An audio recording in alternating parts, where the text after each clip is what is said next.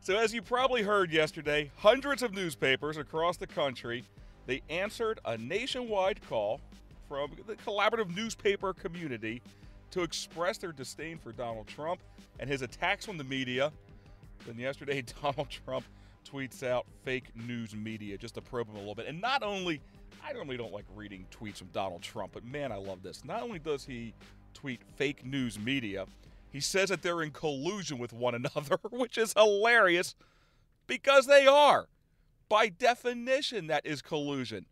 Donald Trump tweeting yesterday, the Boston Globe, which was sold to the failing New York Times for $1.3 billion, plus $800 million in losses and investment, or $2.1 billion, was then sold by the Times for $1. Now the Globe is in collusion with other papers on free press, all caps, prove it.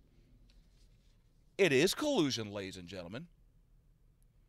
I've been in the media pushing a quarter century. I am trying to think of another time when hundreds of newspapers' editorial boards have coordinated with one another to go after a political party, an individual politician, a candidate. Maybe I'm missing something. I cannot recall that. That is collusion. The media, yes, has a burr under its saddle with Donald Trump calling them out. But tell me for 1 second right now, does it not seem like the media has a little bit of an agenda? Talked about this yesterday. They're doing this to themselves right now. There is a difference between journalism and commentators, and with the op-eds and the editorial boards also. But the editorial boards do represent the newspapers. That's why they endorse candidates. And I cannot recall when hundreds of newspapers on the same day coordinated a position against a sitting U.S. president. And as time goes on, the one thing that he is proving over and over is the media, if it's not fake news, at the very least, it's definitely collusion. I'll give you a perfect example of it. Day 2 of the Manafort trial is today. Yesterday was the first day of deliberations. The 12 jurors were not able to come to a verdict. Judge T.S. Owls, who reconvened the court yesterday to answer three questions actually, that the jury had. One of them was to define reasonable doubt. Judge said that the government is not required to prove the defendant's guilt beyond all possible doubt, only doubt based on reason. Reading from the Hill, Manafort's defense team said that the jury's question about reasonable doubt is the best question the defense can get, because it means that they're on the fence right now. Judge allowed the jury to recess yesterday after their questions were answered. The jury also asked the court if someone is required to report a foreign bank account if they own less than 50% of the company and have no signature authority.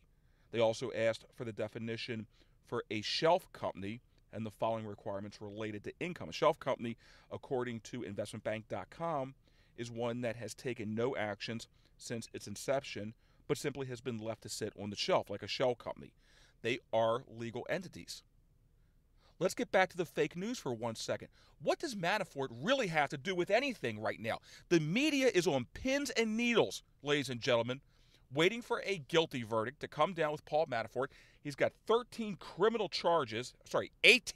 criminal indictments against them. And there is a very real possibility, even with this little glimmer of hope that the defense has right now, with the jurors asking what is reasonable doubt, asking for the definition of it, but still, there's 18 criminal counts against Paul Manafort. And why is the media so excited about this case? Why is America so excited about this case? So they can flip this on the corruption of the Trump administration. Keep in mind, none of these activities happened during the 3 months that Manafort was working as campaign manager for Donald Trump. But what they're trying to do right now is paint this president as a shady character to show that his campaign manager is now possibly spending the rest of his life in jail on 18 counts that had absolutely nothing to do with anything he did while he was working for Donald Trump. And if it weren't for him running Trump's campaign again for roughly 90 days, would anybody care at all? And the answer is no. It's another white-collar crime, not affecting mass amounts of people the way a Bernie Madoff was. So why is the media so enthralled with this? Because they are trying to connect dots that do not exist. And the dots are Donald Trump to Paul Manafort as far as this trial goes. And a lot of people thought that the jury may have come out with a verdict yesterday. The fact that it's going into a second day, again, is good for the defense. I wouldn't be popping champagne quite yet on it, but it is good for the defense. And the media gets to wait one more day, and let's say that they get their conviction. Let's say they get their conviction. It will be framed as the beginning of the fall of Donald Trump,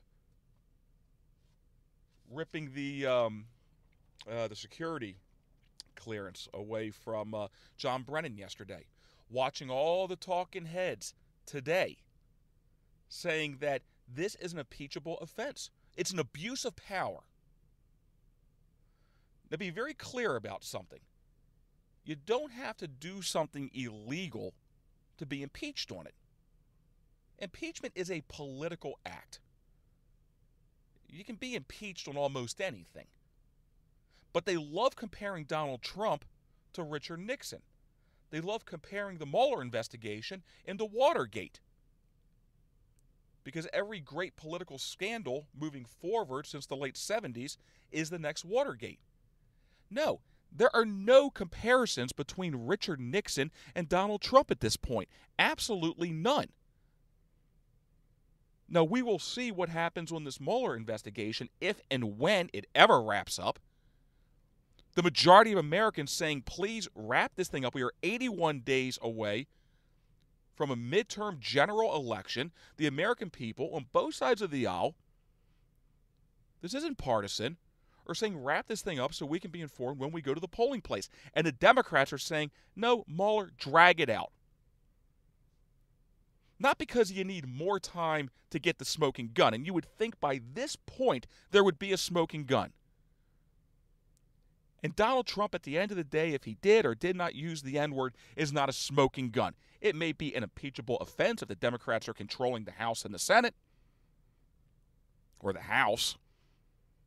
A quick point of order on that. Impeachment originates in the House.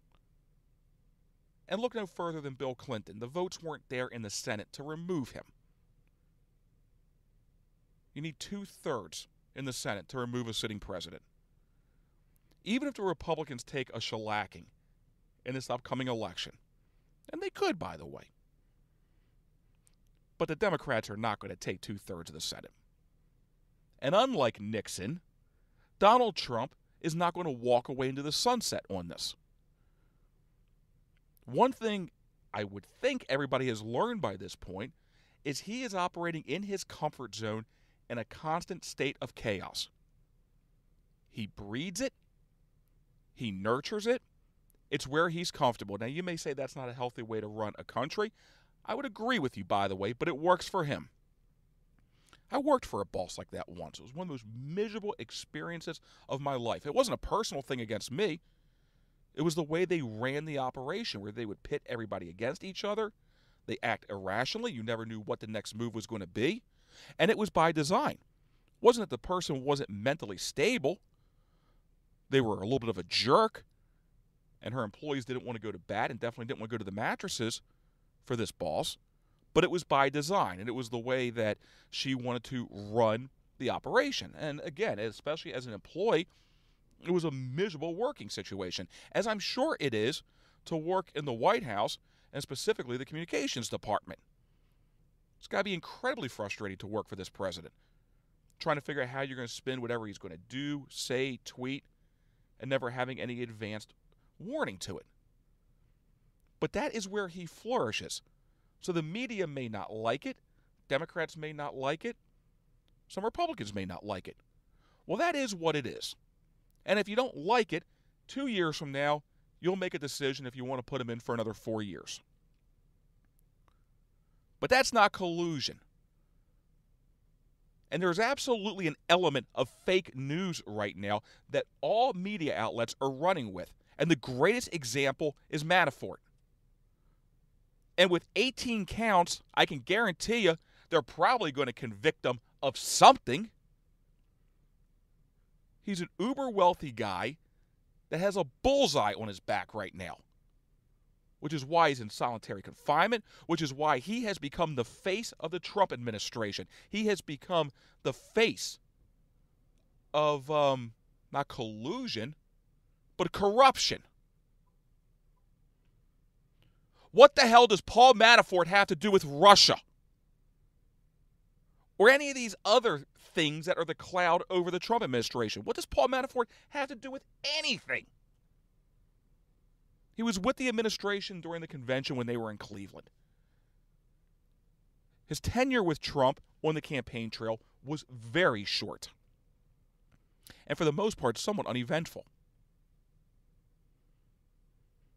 And really, at the end of the day, Manafort is just one more example of the collateral damage for people that work for Donald Trump. He burns through bodies. If you are not performing to his standards, his liking, you are gone. And I'm sure he's a very difficult man to work for. That's his management style. And something else that gets lost in translation with the media, all these people in these various agencies are his subordinates.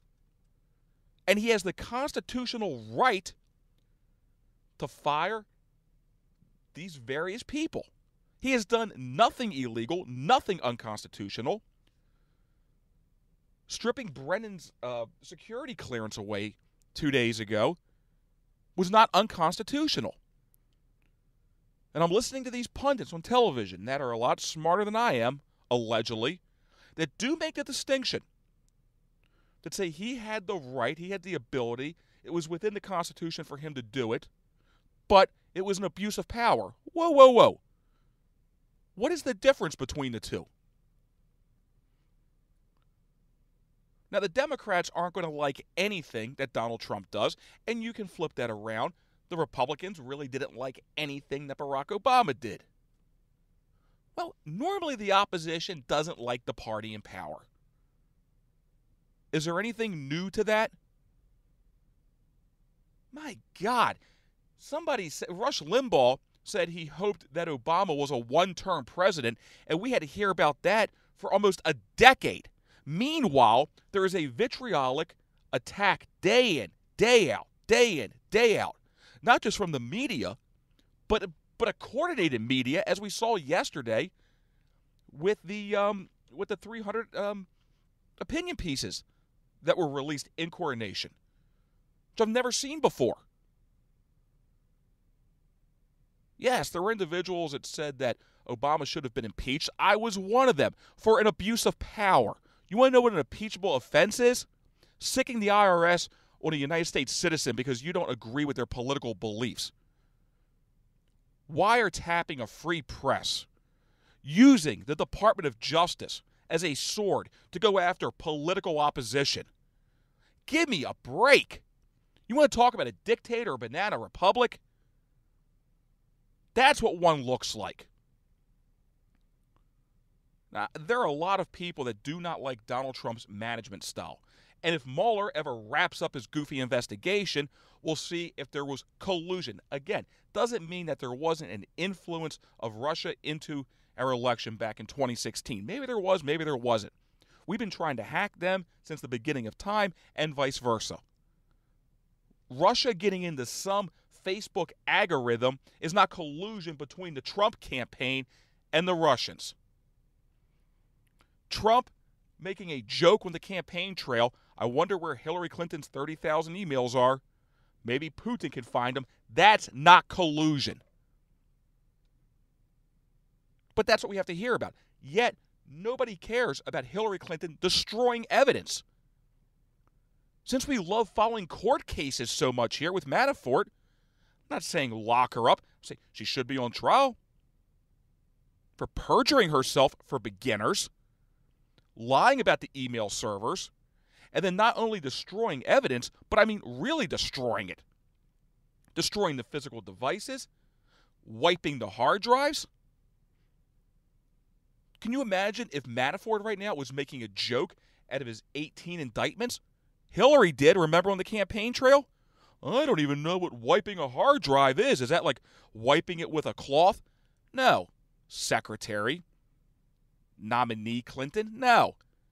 That is intentionally destroying evidence on your private server that could have been hacked by the Russians, since we're so concerned with Russia collusion into the election.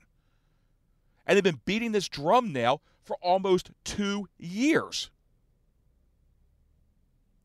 Some lone voices said, yeah, we should impeach Obama for a legitimate, not only abuse of power, but circumventing and bastardizing the Constitution. That would be a reason to impeach somebody. But he was black, so you couldn't, because it would be racist. So not only do the Democrats get to use racism as a shield, now they've been using it as a sword for the last 2 years. Trump calls somebody a dog. He calls lots of people dog, by the way. Not dog like WG, but dog. Black, white, I don't really get the slang, but it's not racist. When the Republicans are in the minority, they're racist. When they're in the majority, they're racist. When they're not racist, they're xenophobes. And the xenophobes are homophobes. When they're not homophobes, they're Islamic phobes. And we put our heads down and we look at our shoes and we mope around and we don't fight back, because the more we fight back, the more we believe that showing a little bit of passion on any of this crap validates the underlying point, and I dismiss that. When somebody questions your character or you come after them, I don't know about you, I fight back, and that's what Donald Trump is doing right now.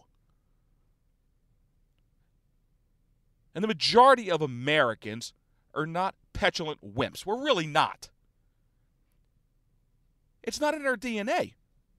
We're trailblazers. We're winners. We do things bigger, better, faster. And we don't take somebody crapping over our own family very nicely. Mayor Bloomberg. America was never great. Is this really, think about it for a second. I mean, you know, it got a lot of attention yesterday, the remarks that he made. And even among his own little group there were some groans. Any reasonable person will admit in the very young history of this country, we have had some missteps. We've had some missteps. No question. No question. But this is a social experiment like nothing that has ever existed on the planet, and nothing has worked better for so many Americans from so many different walks of life, which is why people hop in rafts and come here and risk what is going on the southern border, and why they headed west on the westward expansion, and why we were the first in flight and the first on the moon and built the first car and came up with the idea of mass production, and what led to the Industrial Revolution, in a country that was born from grit and determination. And before that, with all the racist, slave-owning forefathers of this country, had the brilliance and the foresight to put the pieces in place with the Constitution to rectify the bad parts of our history, so we weren't locked into it. And the genius of founders like George Washington that voluntarily walked away from the White House and understood in the very beginning days of the conception of this country that power had to be limited. They got all of that. But that's not what kids are learning about today. And by the way, Kelly, I'm sorry. I am punting the show I was going to do today till tomorrow, which is on schools. And not just schools, but on local, state, federal politicians. When it comes to schools, whose children are they putting first? But I want the time to dive into that show. I'm going to come back to the fake news narrative because the media really seems to be consumed with this. And the First Amendment is crucial. Freedom of speech, freedom of the press, freedom of religion. That's why it's number one. And I don't see Donald Trump restricting the media. He's fighting back. He's circumventing the media. He's not kicking the media out of the briefing room like Barack Obama tried. He's not wiretapping the media. He's not using the FCC to try to manage content. This got no coverage under the Obama administration. Wasn't the fairness doctrine, but it was sort of the redheaded stepchild to it. Fairness in newsrooms. This was under Obama, not Donald Trump. Obama was the one that bitched and moaned and complained about content in the media not being equal, not being fair, people not getting proportionate airtime. And it was very backdoor and very Trojan horse and very sneaky, but the FCC looking into how to regulate content coming out of America's newsrooms.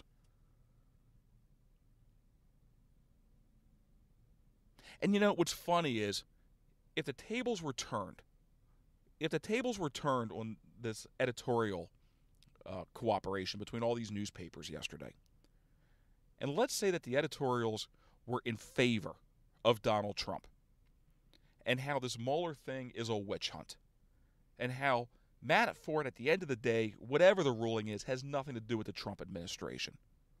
You know what the left would be calling that? State-run media. State-run media. Because they would be making the case that the media is afraid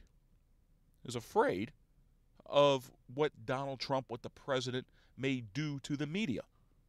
What the hell has Donald Trump, other than call them out, done to the media? Has Donald Trump used the Department of Justice to target the media?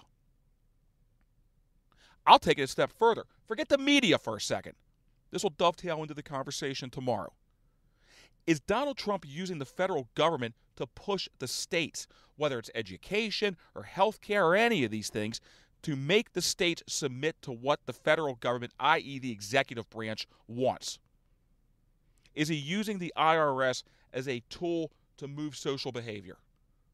Is he using the Department of Justice to penalize law enforcement or anybody? Is he using the Department of Education for another Common Core or No Child Left Behind, or the overall centralization of every aspect of our lives when it comes to the federal government? Is he doing any of these things? No. Quite the opposite. He's rolling back regulations. He's taken the boot off of American prosperity.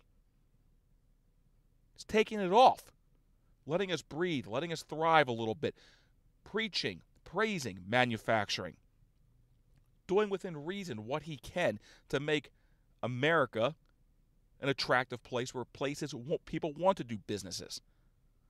The money, the $2 trillion that's sitting offshore, try to get that money to voluntarily come back to our shores.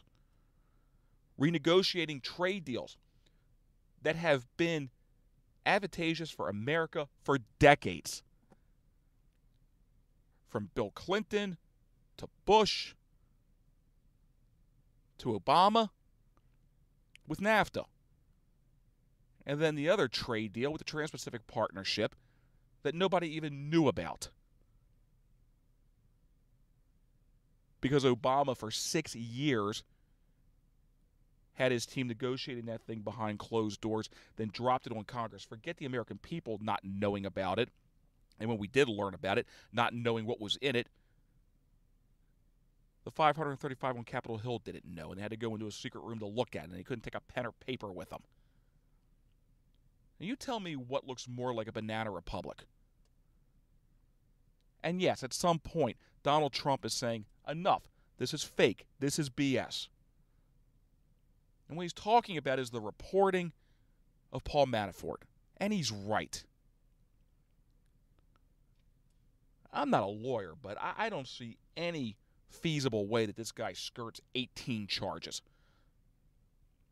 Who knows if he spends the rest of his life in jail or not. Hell, it can't be any worse than what he's dealing with now. The guy's been in solitary confinement for white-collar crime. Why is he in solitary confinement? Why? Why? For his own safety. For what? It's a white-collar criminal. Who cares about those? He wasn't out there raping and murdering children. Why would he be in danger in jail? Why would he have to be in solitary confinement if it wasn't for the way he's been portrayed in the fake news, quote unquote? If this was just another white-collar criminal, I'm not defending him and I'm not saying he's guilty, but any other white-collar criminal, would they be in solitary confinement? No, because you wouldn't even know who they were.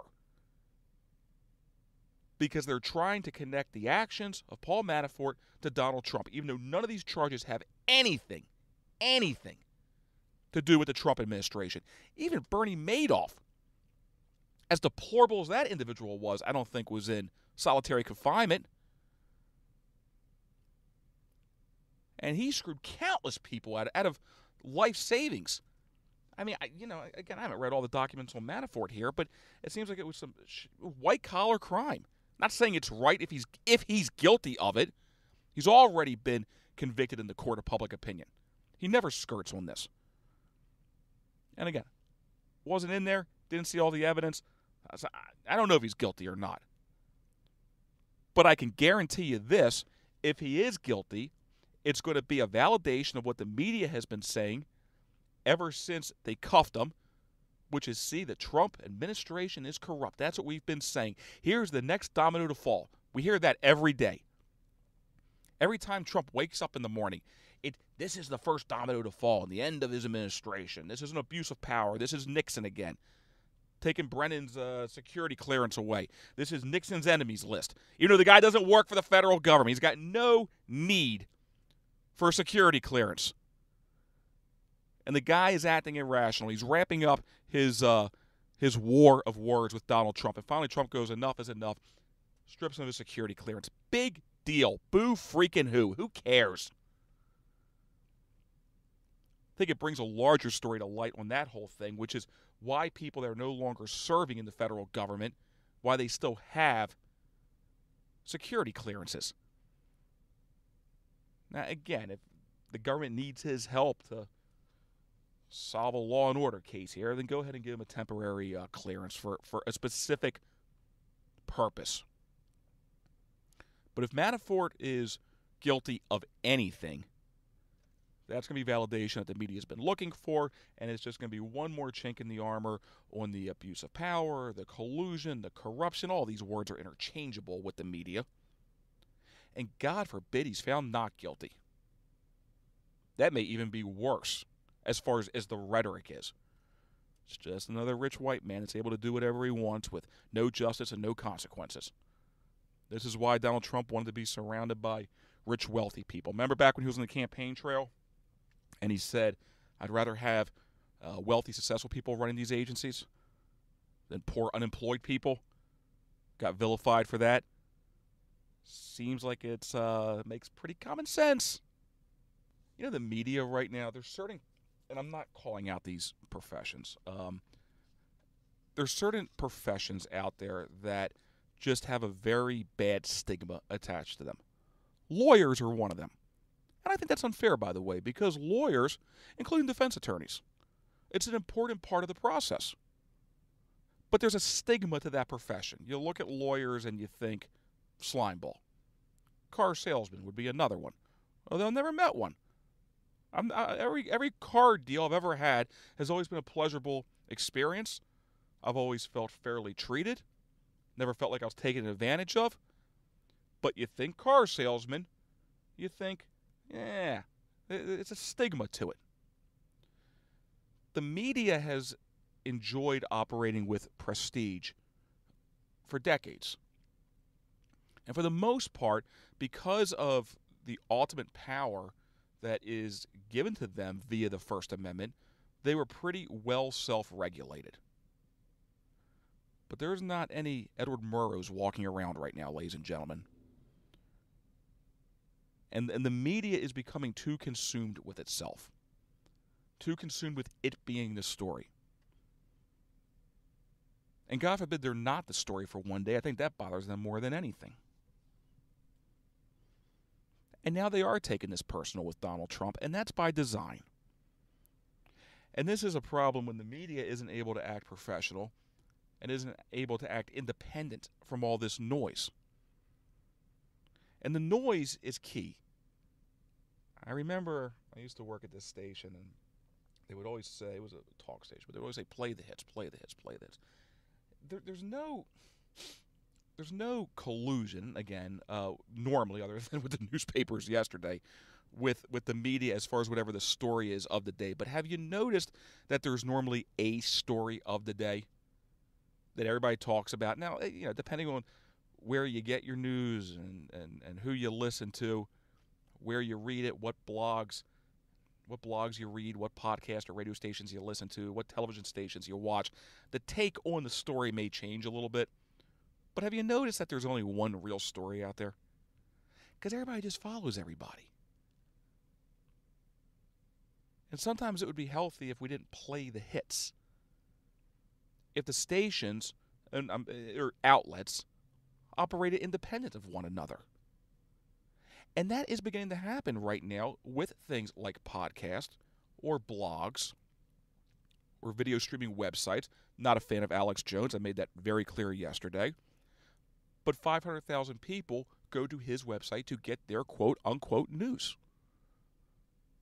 Times have changed. There's just more sources to get information. And I think that the media has a little bit of a burr under its saddle because they feel their influence slipping away. Newspapers more than anybody, and I think that's really sad because newspapers are, and really were, but they still are, the written record. And especially when newspapers do legitimate investigative reporting, and television stations for that matter also, especially local television stations that are able to dive into what's going on in their community, do real investigative reporting, hold politicians, business owners, community stakeholders, hold them accountable. There is a real public service that comes along with broadcast media. But I think in a fight to stay relevant, which is what everybody, from a business standpoint, needs to do, and I'm respectful of that, but sometimes I think that the media takes their eye off the ball.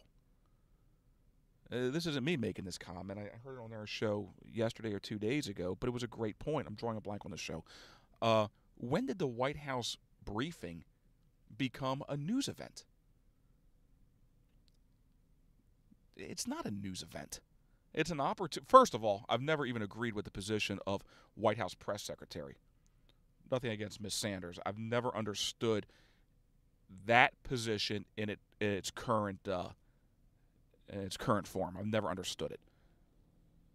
I don't know when the White House press secretary started giving daily briefings, but personally, I could care less what the press secretary has to say. Press secretary, in my humble opinion, should be a behind-the-scenes position, coordinating requests from the media, getting information from the White House to the media. But as far as a on-camera spokesperson for the administration, I've never fully understood that. If I want to hear from the White House, I want to hear from the president. If I want to hear from the Pentagon, I want to hear from the Secretary of Defense.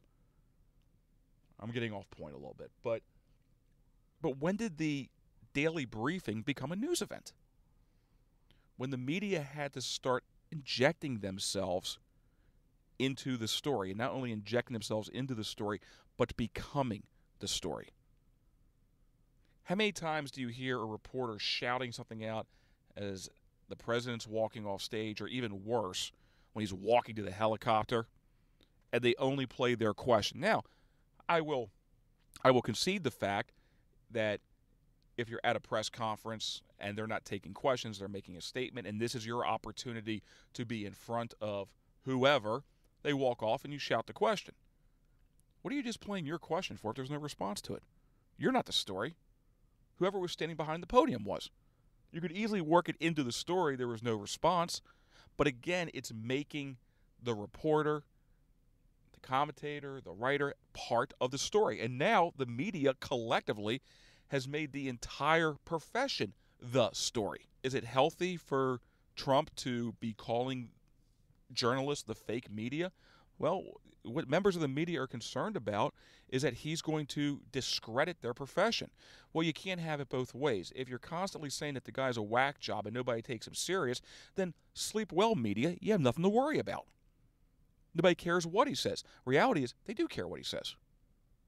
And they look at reporting, especially recently, not just limited to Donald Trump, by the way, but recently, and they are beginning to question the sincerity, the professionalism of members of the media right now across all mediums: print, radio, television, cable.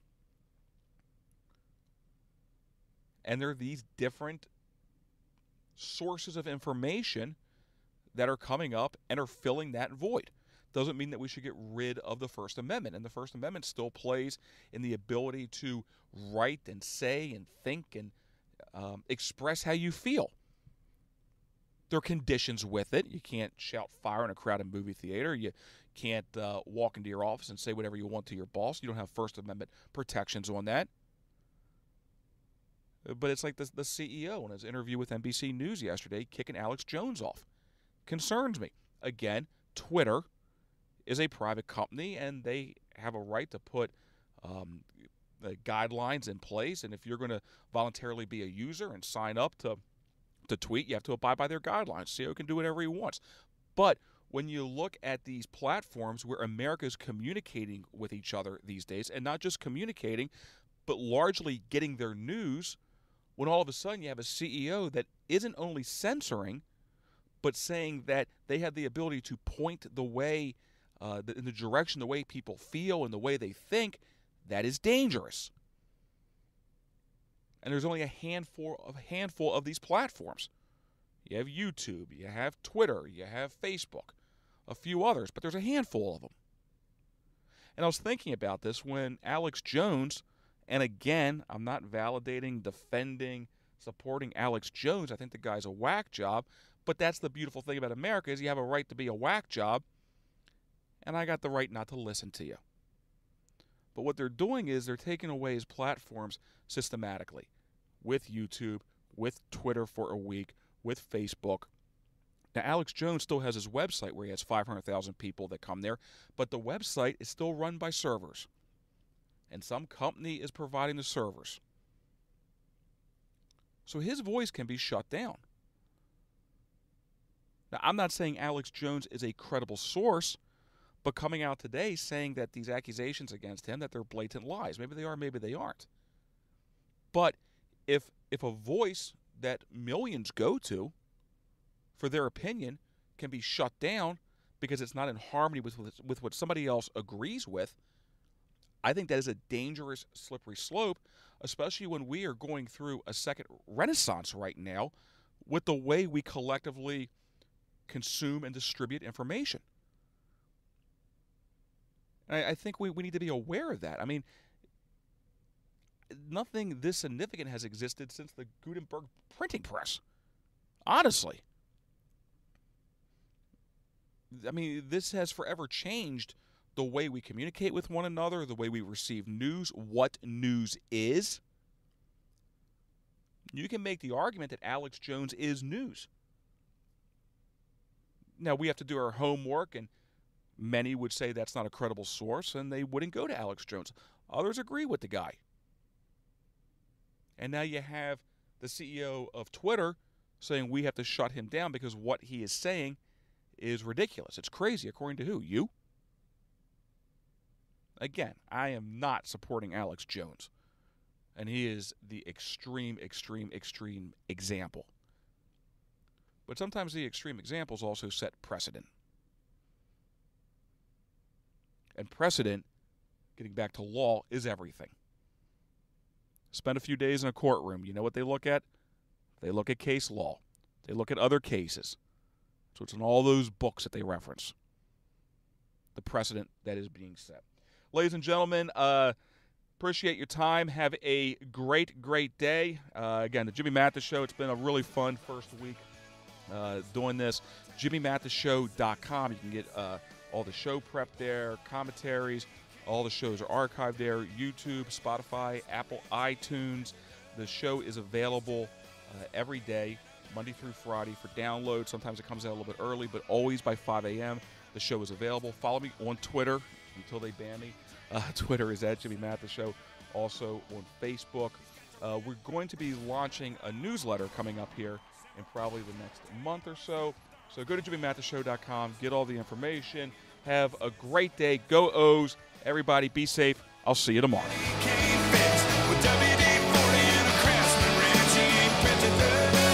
He's just made in America.